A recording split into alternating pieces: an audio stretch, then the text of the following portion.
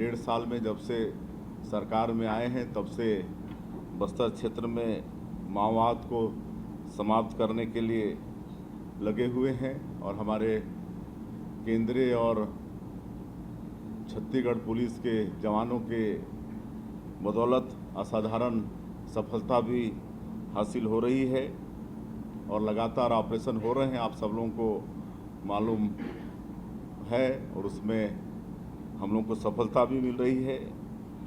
इसी तरह से कल हमें एक बड़ी सफलता मिली है।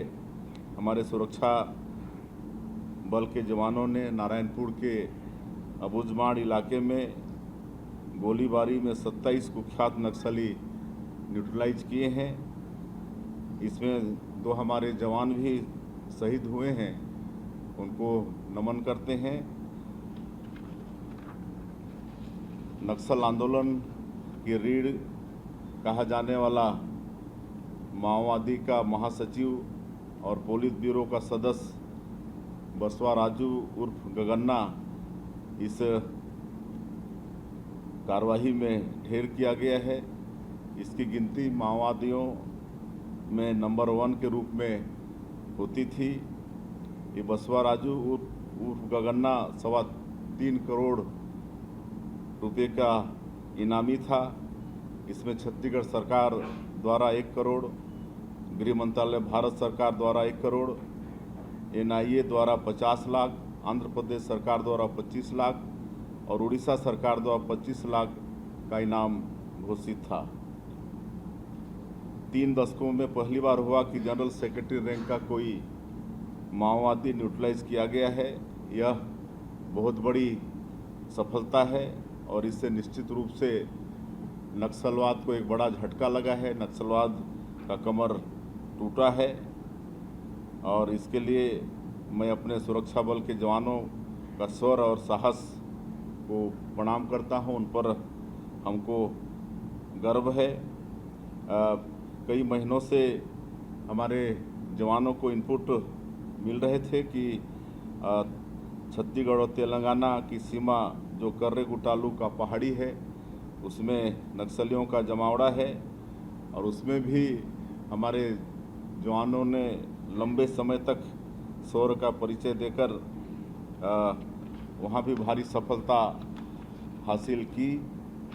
मैं स्वयं कर्रेगुड़ा के पास वाले कैंप में गया था गलगम में और उन जवानों से मुलाकात की थी, उनसे वार्तालाप भी किया था और उन्होंने जो 21 दिनों तक ऑपरेशन किया और कैसे कैसे कठिनाई सहे वो सब उनसे वार्तालाप हुआ।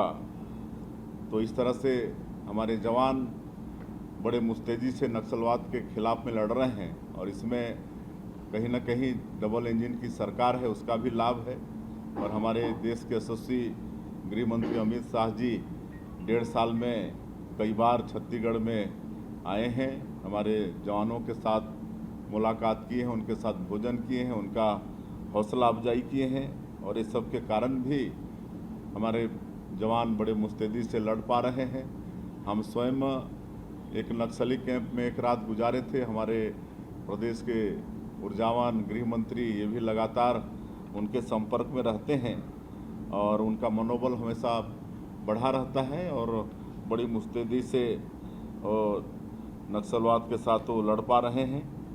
और हम लोग जैसा आदरणीय गृह मंत्री जी ने कहा कि हम लोग शुरू से ही नक्सलियों को आह्वान करते रहे कि आप हिंसा छोड़िए, गोलीबारी की ये भाषा छोड़िए, विकास की मुख्यधारा से जुड़िए, आपके साथ सरकार न्याय करेगी, आप लोगों को अच्छा पुनर्वास देंगे।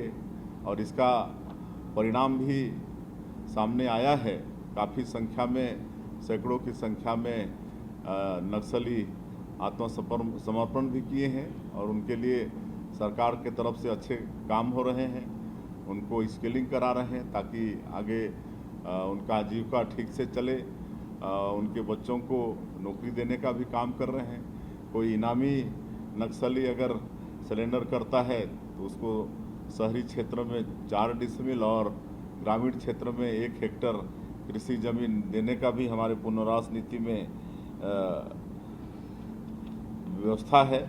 तो ये सबके कारण हम लोग उनके साथ अच्छा जो आत्मसमर्पण कर रहे हैं उनके साथ अच्छा न्याय भी दे पा रहे हैं।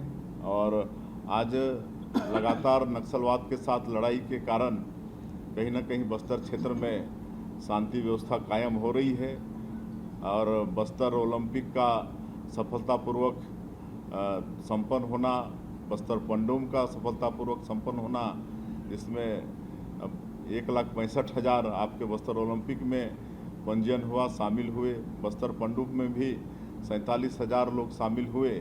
तो ये सब प्रमाण है कि उस क्षेत्र के लोग अब नक्सलवाद से मुक्ति चाहते हैं और विकास की मुख्यधारा से जुड़ना चाहते हैं। और अब ये नक्सली बहुत छोटे क्षेत्र में सिमट के रह गए हैं और जिस तरह से हमारे जवान लड़ रहे हैं, मुझे पूरा विश्वास है कि नक्सलवाद अंतिम सांसें गिन रहा है और हमारे माननीय प्रधानमंत्री जी और माननीय गृह मंत्री जी का जो संकल्प है वो अवश्य पूरा होगा।